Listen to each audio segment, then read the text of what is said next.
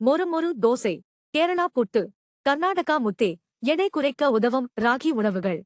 ராகி ஆரோக்கியமான தானியங்களில் ஒன்றாக நம்பப்படுகிறது. இதில் அத்தியாவசிய வைட்டமின்கள் மற்றும் தாதுக்கள் நிறைந்துள்ளன. எடை குறைக்க முயற்சி செய்பவர்கள் சாப்பிட வேண்டிய ராகி உணவுகள் இங்கே. ராகி முத்தே என்பது ராகி மாவை வேக வைத்து தயாரிக்கப்படும் ஒரு எளிமையான ஆனால் ஊட்டமளிக்கும் உணவாகும். ராகி மாவை தண்ணீரில் கலந்து அது மென்மையாகி கெட்டியாகும் வரை கிளறினால் முத்தே தயார். சாம்பார் அல்லது காய்கறியுடன் சாப்பிடலாம். ராகி புட்டு என்பது ராகி மாவு, துருவிய தேங்காய் ஆகியவற்றிலிருந்து தயாரிக்கப்படும் மென்மையான, வேகவைத்த மற்றும் சுவையான உணவாகும்.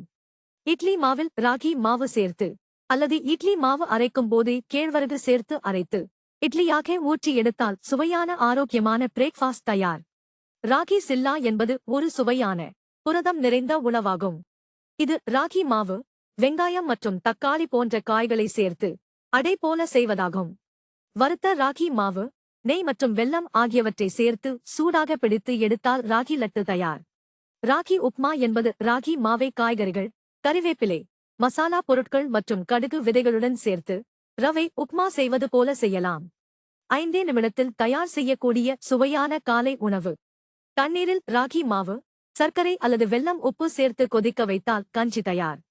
ராகி மாவுடன் கொஞ்சம் அரிசி மாவு அல்லது ரவை சேர்த்து சுவையான தோசை செய்யலாம்.